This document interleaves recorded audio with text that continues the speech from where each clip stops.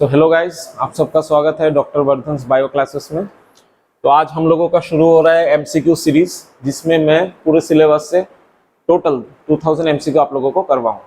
ठीक है, तो आज का हम लोगों का चैप्टर कौन सा है? इवोल्यूशन है। ठीक है, इवोल्यूशन से पहला क्वेश्चन ये है, natural selection where more individuals acquired specific character value other than mean character value. यहां पर कीवर्ड कौन सा है? ये दो कीवर्ड है, एक है आपका एक्वायर्ड स्पेसिफिक कैरेक्टर वैल्यू और एक है मीन कैरेक्टर। ठीक है, जब मैं बोलता हूं स्पेसिफिक कैरेक्टर तो ये क्या मीन करता है? ये मीन करता है आपका डायरेक्शनल चेंज।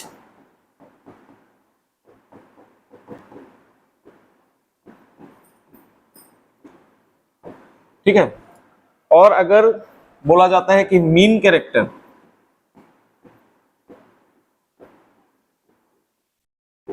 तो ये डिनोट करता है आपका क्या? Stabilising change.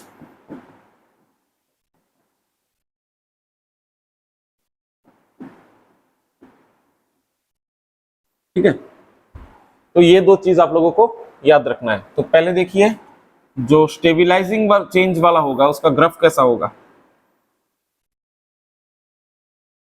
स्टेबिलाइजिंग वाले में क्या होगा? जो मीन है, ठीक है, मीन वैल्यू मतलब स्टेबिलाइजिंग में कैसे क्या होगा? जो आपका सबसे एवरेज है उसका अमाउंट सबसे ज्यादा होगा, उसका नंबर सबसे ज्यादा होगा। पकड़ लीजिए आपके पास शॉर्ट प्यूपल है और इस साइड में कौन है? लॉन्ग, जिनका हाइट है। और सबसे ज्यादा पॉपुलेशन किसका है? सबसे ज्यादा पॉपुलेशन है जिसका एवरेज का सबसे ज्यादा है। तो ये जो ग्राफ है वो डिनोट करता है किसको? स्टेबिलाइजिंग चेंज को। ठीक है, और डायरेक्शन वाला ग्राफ कैसा होगा?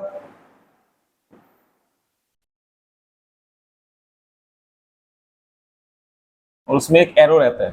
ठीक है, तो ये जो दो ग्राफ है ना, एक डायरेक्शनल और एक स्टेबिलाइजिंग चेंज, दोनों ही किस पार्ट से आता है? वो आता है हम लोगों का नेचुरल सिलेक्शन वाला ग्राफ।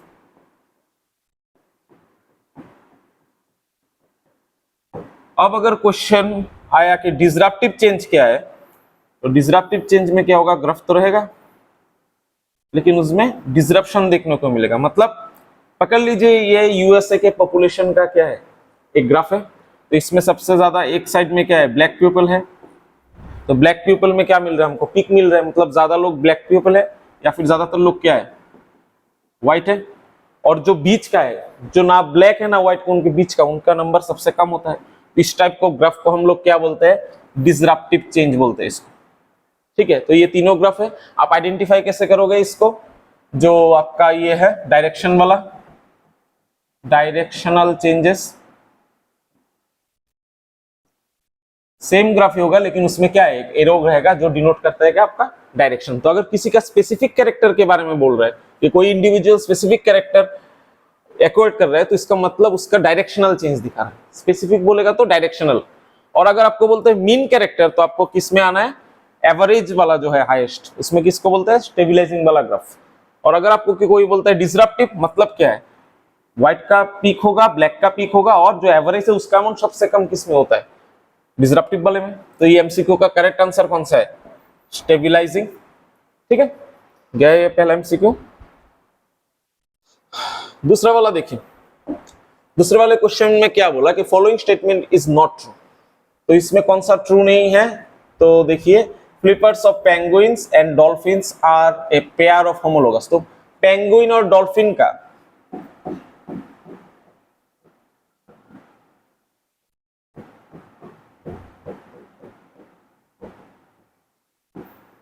इनका जो फ्लिपर्स होता है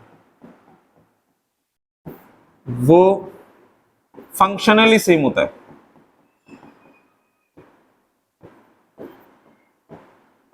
लेकिन एनाटॉमिकली डिफरेंट होता है। तो इसका मतलब क्या है? ये होमोलोगस तो कभी भी नहीं होगा, तो ये वाला क्या है, फॉल्स है। ठीक है, तो पेंगुइन और डॉल्फिन का फ्लिपर्स क्या होता है, फंक्शनली सेम होता है लेकिन एनाटॉमिकल डिफरेंट होता है, और इस टाइप की इवोल्यूशन को हम बोलते हैं कॉन्वर्जेंट, कॉन्वर्जेंट इवोल्यूशन। ठीक है, तो ये वाला ऑप्शन क्या होगा, फॉल्स होगा। तो करेक्ट ऑप्शन कौन सा है, ये वाला है। ठीक है, अब डाइवर्जेंट इवोल्यूशन क्या होता है, डाइवर्जेंट वाले इवोल्यूशन में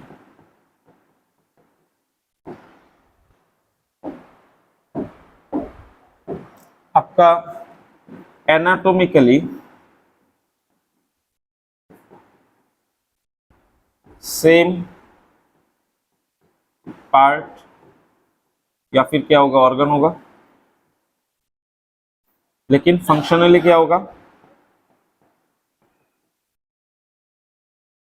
डिफरेंट होगा। ठीक है, गया है ये, तो ये वाला भी हम लोगों को समझ में आ रहा है। ठीक है, तो इसका करेक्ट आंसर होगा 1 नंबर वाला। अब नेक्स्ट में आइए, नेक्स्ट वाले क्वेश्चन में बोला कि the factors that leads to founder effect in a population. तो फाउंडर इफेक्ट क्या है, पहले पता करने से पहले हम लोगों को पता करना है कि कौन सा फैक्टर्स इफेक्टिंग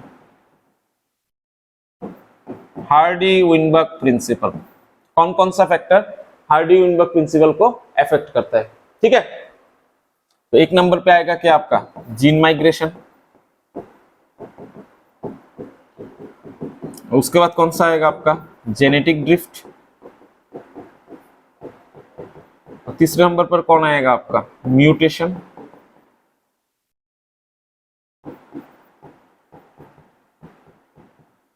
और चौथे नंबर पर आपका कौन सा आएगा,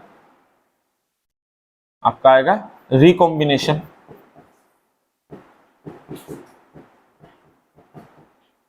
ठीक है, और 5 नंबर पर आएगा आपका नेचुरल सिलेक्शन। सो ये जो फैक्टर्स हैं वो अफेक्ट कर सकता है किसको, हार्डी-विनबर्ग प्रिंसिपल को। अब जेनेटिक ड्रिफ्ट क्या होता है, 2 टाइप का हो सकता है, एक होता है आपका फाउंडर इफेक्ट और दूसरा आपका क्या होता है, फाउंडर इफेक्ट को छोड़ देंगे तो बोटलनेक इफेक्ट।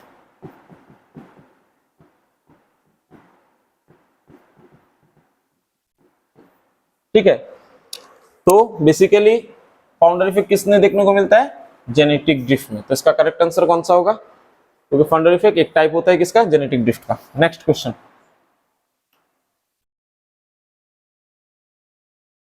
ये 2020 का क्वेश्चन है।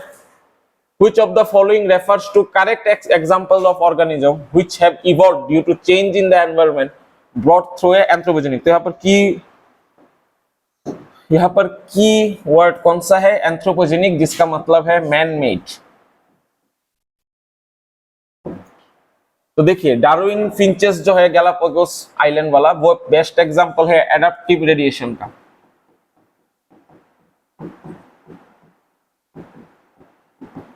वो किसका बेस्ट एग्जांपल है, एडाप्टिव रेडिएशन का। अब इसको छोड़ के बाकी जो 3 हैं, हर्बिसाइड रेजिस्टेंट व्हीट, हर्बिसाइड का डिस्कवरी किसने किया, मैन ने, तो ये हो गया man made. Second, drug resistance जो देखने को मिलता है यूकेरियोटिक या फिर बैक्टीरियाज में, तो वो भी है मैन मेड, क्योंकि ड्रग का किसने डिस्कवरी किया, ह्यूमन बींग्स ने।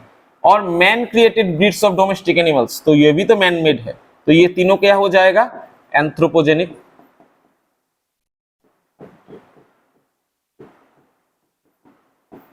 तो ऑप्शन बेस्ट कौन सा होगा, 2 बी सी डी।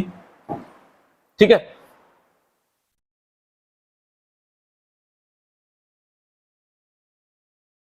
चलिए नेक्स्ट क्वेश्चन में।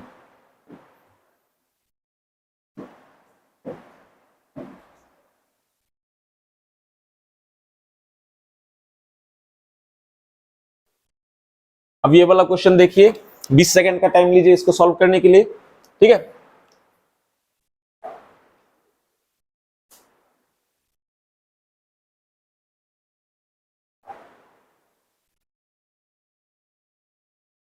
तो ये वाला क्वेश्चन कब आया, 2021 नीट में। और इसका सबसे बेस्ट चीज क्या है, मैचिंग बॉक्स का है। इस टाइप का क्वेश्चन अभी बहुत ज्यादा आ रहा है, ठीक है। तो एडाप्टिव रेडिएशन किसका एग्जांपल होगा? एडाप्टिव रेडिएशन का सबसे बेस्ट एग्जांपल होगा कौन? डार्विन फिंचेस, जिसमें क्या होता है, बीक में चेंज आता है, जो डार्विन को गैलापागोस आइलैंड में देखने को मिला था।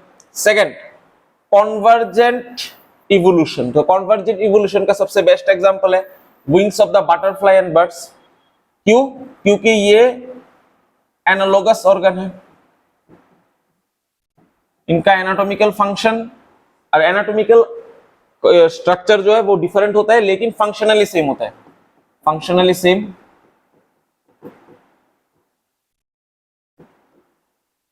लेकिन एनाटॉमिकली डिफरेंट होता है।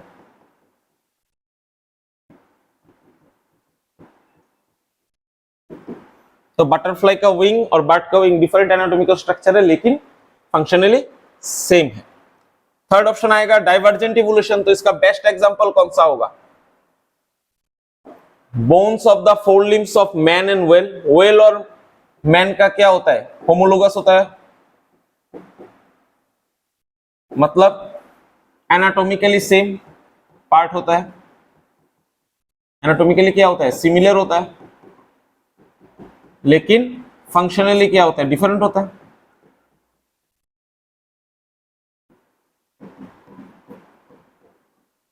तो इसको हम क्या बोलेंगे? तो ये वाला हो गया आपका डाइवर्जेंट इवोल्यूशन। और आखिर में रह गया कौन सा? इवोल्यूशन एंथ्रोपोजेनिक, मतलब मैन मेड चेंजेस, जिसमें क्या आएगा? हर्बिसाइड्स और एंटीबायोटिक्स, ठीक है। उनके चलते जो रेजिस्टेंट डेवलप हो रहा है वीट और बैक्टीरियाज में, वो भी एंथ्रोपोजेनिक। तो इसका बेस्ट ऑप्शन क्या होगा?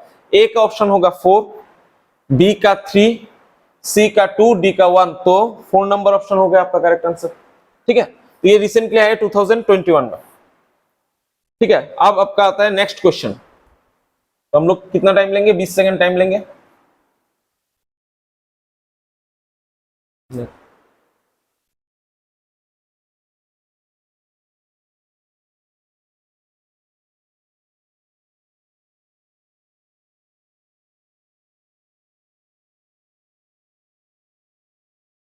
तो ये वाला क्वेश्चन देखिए आप, इसमें क्या है? इसमें आपका दिया हुआ है कि फ्लिपर्स ऑफ पेंगुइन और डॉल्फिन्स। तो ये वाला पहले भी आया है। तो पेंगुइन्स और डॉल्फिन का जो फ्लिपर है वो क्या होगा? वो होगा आपका कॉन्वर्जेंट इवोल्यूशन, क्योंकि दोनों स्ट्रक्चरली डिफरेंट होता है, लेकिन फंक्शनली सेम होता है। दोनों स्ट्रक्चरली डिफरेंट है, लेकिन दोनों क्या? पेंगुइन और डॉल्फिन को स्विमिंग करने में हेल्प करता है, ठीक है। तो करेक्ट आंसर क्या होगा? कन्वर्जेंट, जिसमें स्ट्रक्चरली डिफरेंट होता है लेकिन फंक्शनली सेम। तो बहुत इजी क्वेश्चन है। नेक्स्ट क्वेश्चन में चलते हैं।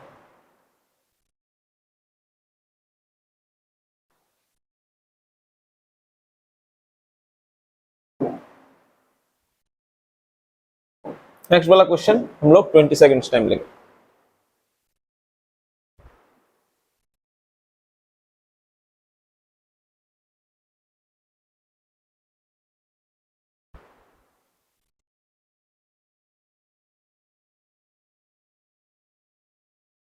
तो ये वाला जो क्वेश्चन है, ये डायरेक्ट एनसीईआरटी का लाइन है, और इसको हम बोलते हैं वन लाइनर। वन लाइनर का मतलब क्या है? जिस क्वेश्चन को देखते ही पता चल जाता है कि उसका आंसर क्या है। तो देखिए, एम्ब्रियोलॉजिकल सपोर्ट मतलब एम्ब्रियोलॉजिकल एविडेंस के बारे में किसने बोला था इवोल्यूशन के लिए? तो उसको बोला था किसने, और किसने डिसअप्रूव किया था? सॉरी, इसमें लिखा हुआ है डिसअप्रूव किसने किया था? तो हैकेल ने बोला था एम्ब्रियोलॉजिकल एविडेंस के बारे में। उसको डिसअप्रूव किसने किया था? Karl Ernst von Baer. किसने बोला था? Karl Ernst von Baer. और क्यों डिसअप्रूव किया था एम्ब्रियोलॉजिकल एविडेंस को? क्योंकि किसी किसी नोटोकॉर्डेट्स में, किसी कॉर्डेट्स में क्या होता है, जो नोटोकॉर्ड होता है वो सिर्फ एडल्ट फेज में और प्लस एम्ब्रियोलॉजिकल फेज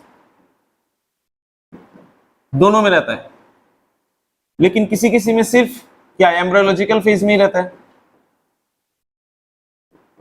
इसलिए उन्होंने इसको रिजेक्ट कर दिया था। क्योंकि नोटोकॉर्ड जो होता है वो कॉर्डेट्स में किसी किसी में एडल्ट या फिर एम्ब्रियोलॉजिकल दोनों स्टेज में रहता है, और किसी किसी में किस में रहता है, सिर्फ एम्ब्रियोलॉजिकल में। इसलिए कार्ल अर्नेस्ट वॉन बियर ने इसको कैंसिल कर दिया था। और इसको लाया किसने था, तो लाया था आपका हैकेल ने,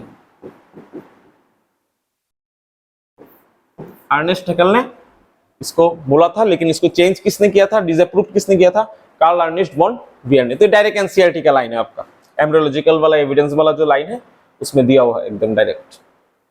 चलिए इजी क्वेश्चन था। नेक्स्ट क्वेश्चन, ये वाला क्वेश्चन बहुत इंपॉर्टेंट है, मिलर का जो एक्सपेरिमेंट था उससे। हम लोग टाइम लेंगे 10 सेकंड इसके लिए, क्योंकि ये डायरेक्ट लाइन है बुक से।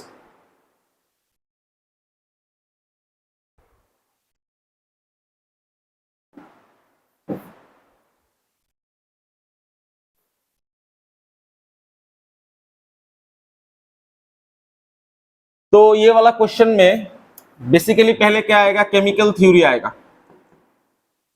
केमिकल थ्योरी किसने शुरू किया था और किसने बोला था, एक था ओपरिन और एक था हॉल्डन ने। उसमें बोला गया था कि इनऑर्गेनिक सब्सटेंस से या फिर इनऑर्गेनिक मॉलिक्यूल से, बाद में क्या आया था, बायो मॉलिक्यूल्स। तो इस एक्सपेरिमेंट के लिए उन लोगों ने किसको यूज किया, वो था मीथेन, एमोनिया और हाइड्रोजन। कितना रेशियो था, 2:1:2 रेशियो में। और इसका रिजल्ट क्या आया था, अमाइनो एसिड। कौन सा अमाइनो एसिड, ग्लाइसिन और एस्पार्टिक एसिड। आप लोगों को पता है एस्पार्टिक एसिड का केमिकल ये क्या होगा, स्ट्रक्चर। तो देखिए यहाँ पर COOH, यहाँ पर क्या होगा NH2, यहाँ पर क्या होगा H, और यहाँ पर कौन आएगा CH2, यहाँ पर COOH। ये एक एसिडिक अमाइनो एसिड है जिसमें 2 कार्बोक्सिल ग्रुप होता है। कौन सा वाला, ये एस्पार्टिक एसिड।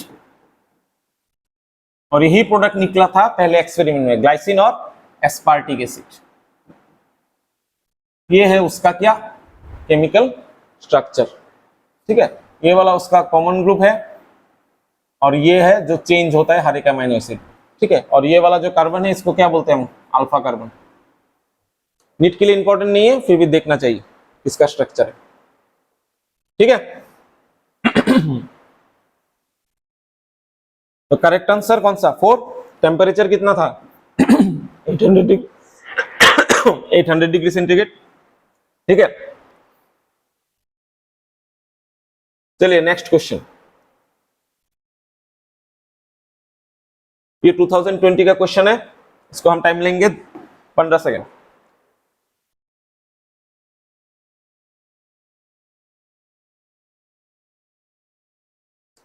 तो ये वाले क्वेश्चन का आंसर क्या होगा, उससे पहले हम लोगों को एक सीक्वेंस जानना चाहिए। यूनिवर्स कब क्रिएट हुआ था, 20 बिलियन ईयर्स एगो। उसके बाद अर्थ कब आया था, अर्थ आया था हम लोगों का 4.5 बिलियन ईयर्स एगो। सन कब आया था, 5 बिलियन ईयर्स एगो। उसके बाद लाइफ कब आया था पहला, तो वो आया था 4 बिलियन ईयर्स एगो। उसके बाद नॉन सेलुलर लाइफ कब आया था, नॉन सेलुलर आया था आपका 3 बिलियन ईयर्स एगो। और सेलुलर लाइफ कब आया था, 2 बिलियन ईयर्स एगो। तो ये वाला क्रोनोलॉजी में आप लोग याद रखेंगे तो ये वाला एमसीक्यू आराम से सॉल्व हो गया। तो अर्थ कब क्रिएट हुआ था, 4.5 बिलियन ईयर्स एगो। और लाइफ कब आया था, first life 4 billion years ago. तो दोनों के बीच का गैप कितना है, 500 million years ago. Direct question है एनसीईआरटी का ये वाला आंसर। तो क्वेश्चन बहुत इजी था 2020 का इस चैप्टर से। ज्यादातर क्वेश्चन डायरेक्ट एनसीईआरटी का वन लाइनर था। ठीक है, नेक्स्ट क्वेश्चन में जाते हैं। नेक्स्ट वाला क्वेश्चन के लिए हम लोग कितना टाइम लेंगे? 10 सेकेंड्स।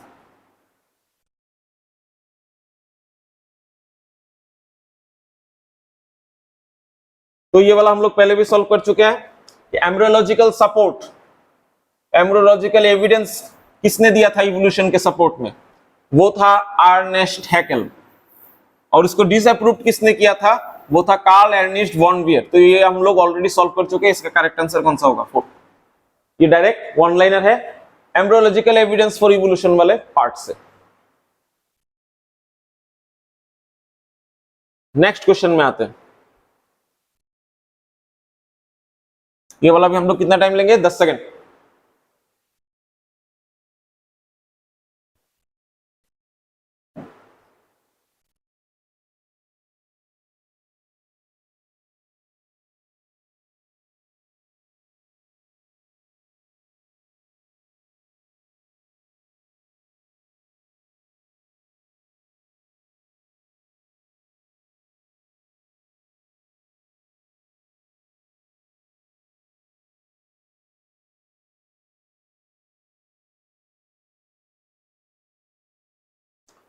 तो ये वाला क्वेश्चन किस पार्ट से है?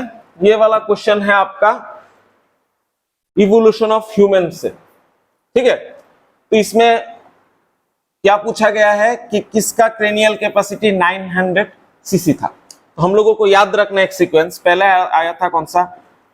ड्रायोपेथिकस, जो एप लाइक था। उसके बाद कौन आया था? रामापिथिकस। रामापिथिकस किसके लाइक था? ह्यूमन के जैसा था देखने में। उसके बाद कौन आया था? ऑस्ट्रेलोपेथिकस, ठीक है। उसके बाद सीक्वेंस में कौन आया था? Homo habilis. और उसके बाद कौन आया था? होमो इरेक्टस, ठीक है। और उसके बाद कौन आया था? उसके बाद आया था निएंडरथाल था। और उसके बाद कौन आया था? निएंडरथाल के बाद होमो सेपियंस। और होमो सेपियंस के बाद कौन आया था? मॉडर्न होमो सेपियंस, जिसको हम बोलते हैं मॉडर्न ह्यूमंस। होमो सेपियंस सेपियंस होमो सेपियंस सेपियंस, ये था सीक्वेंस ह्यूमन इवोल्यूशन का। अब जो होमो हेवाइलिस है उसने पहले क्या वेपन डेवलप किया था? किससे? स्टोन से, ठीक है। लेकिन वो मेनली क्या था? वेजिटेरियन था, मतलब फ्रूट्स के ऊपर डिपेंडेंट। और होमो इरेक्टस फर्स्ट किसने? जिसने मीट खाना शुरू किया। और इसको क्या बोलते हैं हम? जावा भी बोलते हैं, ठीक है। और निएंडरथाल जो था वो उसके बाद नेक्स्ट है। उसके बाद होमो सेपियंस है। तो जो होमो इरेक्टस था उसमें साइज कितना था ब्रेन का? 900 सीसी। और जो होमो हेवाइलिस था उसमें कितना था? 650 टू 850 सीसी। और निएंडरथाल में कितना था? 1400 सीसी। और होमो सेपियंस में आके हो गया 1350 सीसी। तो ये एक टोटल सीक्वेंस है। आप इसको पूरा याद कर लो, आपका कोई भी क्वेश्चन इस पार्ट से आएगा तो सॉल्व हो जाएगा, ठीक है। तो इसका करेक्ट आंसर क्या है? होमो इरेक्टस। नेक्स्ट,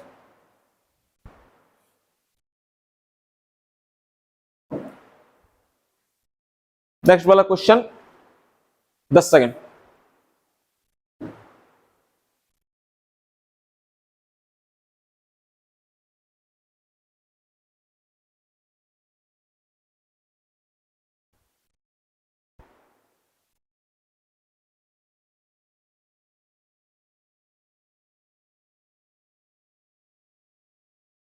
तो ये वाला डायरेक्ट डेफिनेशन आया है। क्या दिया हुआ है इसमें? इसमें दिया हुआ है कि the phenomenon of evolution of different species in a given geographical area are starting from a point and spreading to other habitats. तो ये गैलापागोस का बेस्ट एग्जांपल है। इसका क्या मीनिंग है? Adaptive radiation. एडाप्टिव रेडिएशन में क्या होता है? एक स्पीसीज क्रिएट होता है जो पहले से ही था और वो चेंज होता है डिफरेंट स्पीसीज में एडाप्टेशन के लिए। उसके बाद वो डिफरेंट जियोग्राफिकल एरिया में क्या होता है, स्प्रेड हो जाता है। और कब इसका परफेक्ट एग्जांपल कौन सा है, डार्विन फिंचेस जो बर्ड थे वो, और सेकंड मार्सुपिलियंस जो थे, जो बाद में मार्सुपिलियन रैट, मार्सुपिलियन कैट, मार्सुपिलियन उल्फ में कन्वर्ट हुआ था, ठीक है, मोल में कन्वर्ट हुआ था। तो ये डायरेक्ट लाइन एडाप्टिव रेडिएशन का ये डेफिनेशन, ठीक है। तो ये आपका हो गया। चलिए नेक्स्ट, ये वाला क्वेश्चन भी हम लोग 15 सेकंड टाइम लेंगे।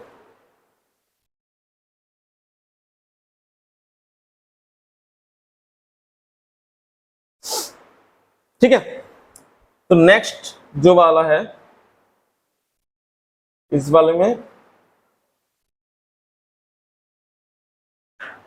The variation caused by mutation as proposed by Hugo de Vries. तो हुगो दे वेरिस ने जो इवोल्यूशन का बात किया था,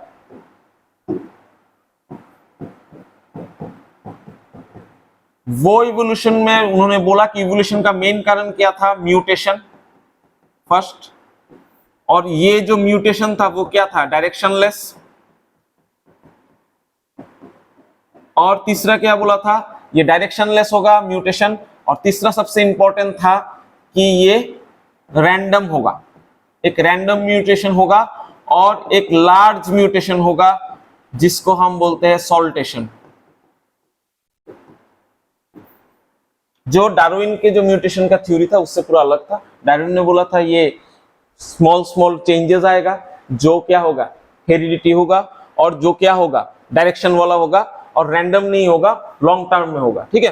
तो ये डार्विन से अलग था। तो इसका डायरेक्ट आंसर क्या होगा, रैंडम और डायरेक्शनलेस इवोल्यूशन। मतलब जो वेरिएशन म्यूटेशन के चलते आएगा वो रैंडम होगा और डायरेक्शनलेस होगा, according to Hugo de Vries का जो प्रिंसिपल था या फिर फॉर ये था थ्योरी था म्यूटेशन के लिए और इवोल्यूशन के लिए, ठीक है।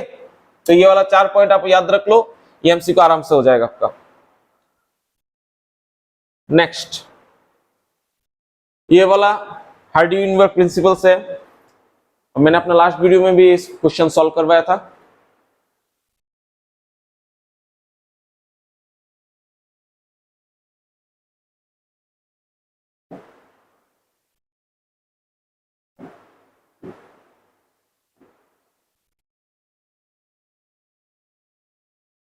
तो देखो हार्डी-वीनबर्ग प्रिंसिपल क्या बोलता है कि कोई पॉपुलेशन का अगर एलिलिक फ्रीक्वेंसी चेंज ना हो तो उसमें कोई इवोल्यूशन नहीं होगा। तो हार्डी-वीनबर्ग इक्विलिब्रियम का फॉर्मूला क्या था, p square plus 2pq plus q square equals to 1।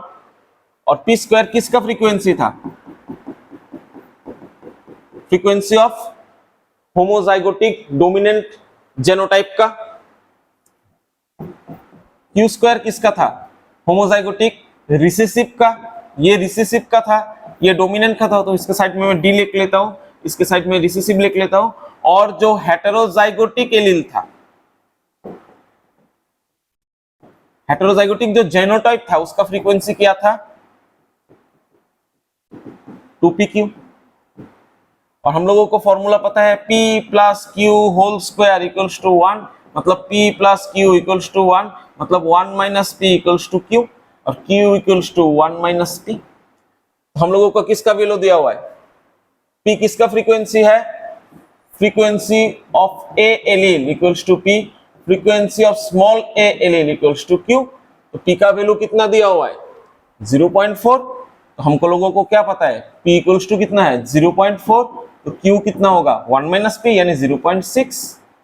और इसको फॉर्मूला में बिठा दो p square plus q square का।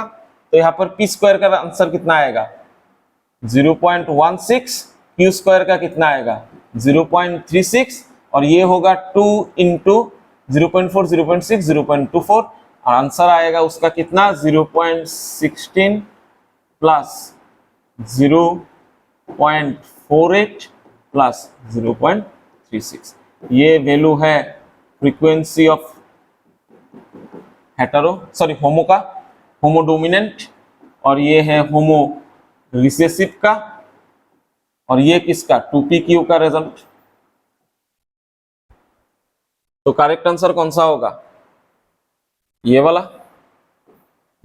ये किसका, ये है फ्रीक्वेंसी ऑफ होमोजाइगोटिक जेनोटाइप, ये है हेटेरोजाइगोटिक, फ्रीक्वेंसी ऑफ हेटेरोजाइगोटिक, और ये किसका है, ये है फ्रीक्वेंसी ऑफ क्यू स्क्वायर का रिजल्ट, जिसका किसका फ्रीक्वेंसी है, होमोजाइगोटिक रिसेसिव का। खत्म, ये वाला बहुत इजी है।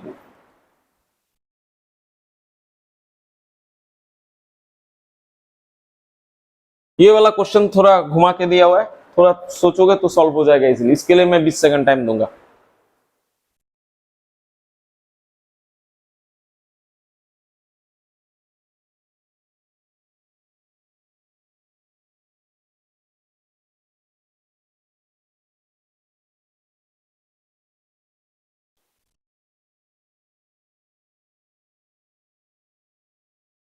तो ये वाला क्वेश्चन में आपसे बेसिकली पूछा गया कि आपको एक क्वेश्चन दिया गया हुआ है और आपको पूछा ये कौन से टाइप का ग्राफ में होगा और कौन से टाइप का नेचुरल सिलेक्शन होगा, डायरेक्शनल, स्टेबिलाइजिंग, डिसरप्टिव सिलेक्शन। तो क्वेश्चन को रीड करो और ग्राफ ड्रॉ करने का कोशिश करो। ठीक है, इसमें क्या लिखा है कि एक स्पेसिस है जिसमें न्यूबॉर्न का वेट 2 kg से 5 kg के बीच में है, और बोला गया 2 kg से 5 kg के बीच में है, और बोला गया जिनका वेट 3 kg से 3.3 kg है उन लोगों ने सिर्फ सरवाइव किया, बाकी जिसका 2 से 2.5 kg था या फिर 4.5 से 5 kg था वो लोग सरवाइव नहीं किया। ठीक है, इस वाले क्वेश्चन का अगर मैं एक ग्राफ ड्रॉ करता हूं,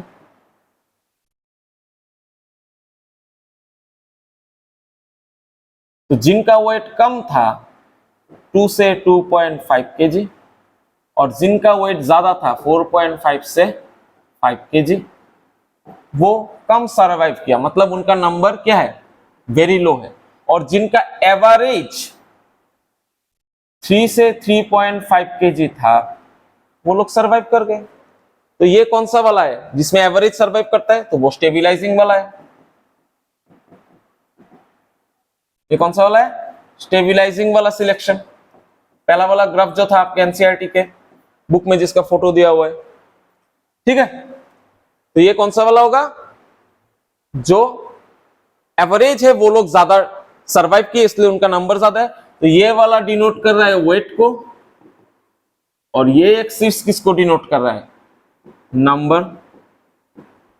नंबर्स ऑफ किसको, न्यूबॉर्न को, न्यूबॉर्न का नंबर को डिनोट कर रहा है। हो गया सॉल्व। तो उम्मीद है इसमें आपका कोई डाउट नहीं। ये थोड़ा घुमा के दिया है, क्वेश्चन 2019 में है, लेकिन आप थोड़ा दिमाग लगाओगे तो आराम से सॉल्व कर सकते हो। ये हो गया आपका स्टेबिलाइजिंग सिलेक्शन वाला। क्लियर है, चलो नेक्स्ट एमसीक्यू देखते हैं। और ये वाला वही है जो मैंने कुछ देर पहले लिख के दिया था, ह्यूमन इवोल्यूशन वाले पार्ट से, इवोल्यूशन ऑफ ह्यूमन से।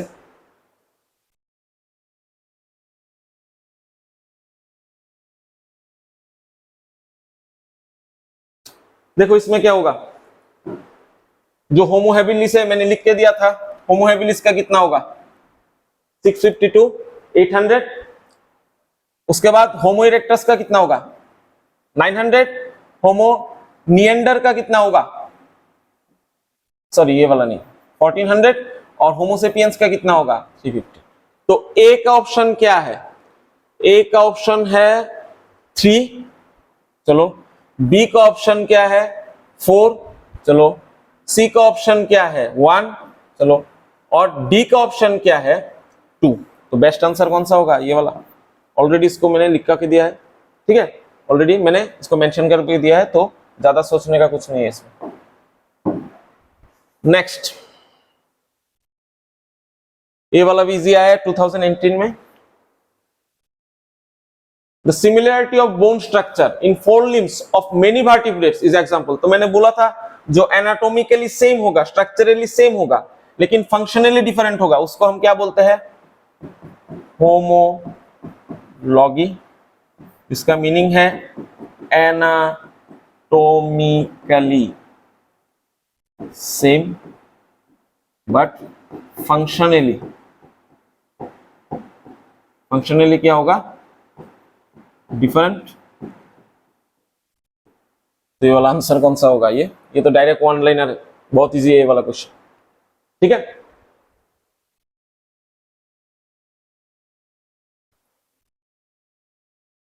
अब देखो ये वाला, ये भी सेम टाइप का क्वेश्चन ही है, इस पार्ट से ज्यादातर क्वेश्चन आ रहा है। प्रीवियस लास्ट 5 इयर्स में सबसे ज्यादा क्वेश्चन इस पार्ट से है, divergent, convergent, evolution, homologous, analogous के। इजी क्वेश्चन नहीं रहता है इस चैप्टर से। एक क्वेश्चन हार्डी इनवर्स से जो आएगा वो टफ हो सकता है, या फिर दूसरा आपका जो आया अभी कुछ देर पहले ग्राफ से, जो नेचुरल सिलेक्शन का 3 ग्राफ है, उससे थोड़ा हार्ड क्वेश्चन रहेगा, बाकी सब एकदम इजी है। तो among the following sets of example of for divergent evolution, divergent मतलब क्या है, जिसमें सेम एनाटॉमिकल स्ट्रक्चर होगा लेकिन फंक्शनली क्या होगा, डिफरेंट होगा। तो 4 limbs of man, bat and cheetah, best answer कौन सा होगा। लेकिन इसमें क्या बोला, इनकरेक्ट ऑप्शन, मतलब कौन सा इन 4 में कन्वर्जेंट है, डाइवर्जेंट नहीं। तो देखिए, आई ऑफ ऑक्टोपस, बैट और ह्यूमंस, ऑक्टोपस का आई, बैट और ह्यूमंस का क्या है, स्ट्रक्चरली डिफरेंट है।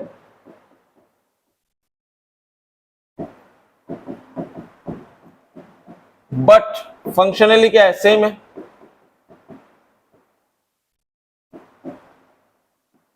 तो ये क्या है, कन्वर्जेंट है, कन्वर्जेंट इवोल्यूशन, और जिसको मैं बोलता हूं क्या, एनालॉगी, एनालोगस या फिर एनालॉगी। तो ये वाला ऑप्शन क्या है, इनकरेक्ट है। तो बेस्ट ऑप्शन कौन सा होगा, यही होगा, बाकी सब तो डाइवर्जेंट है। ठीक है, ये वाला क्वेश्चन भी इजी था।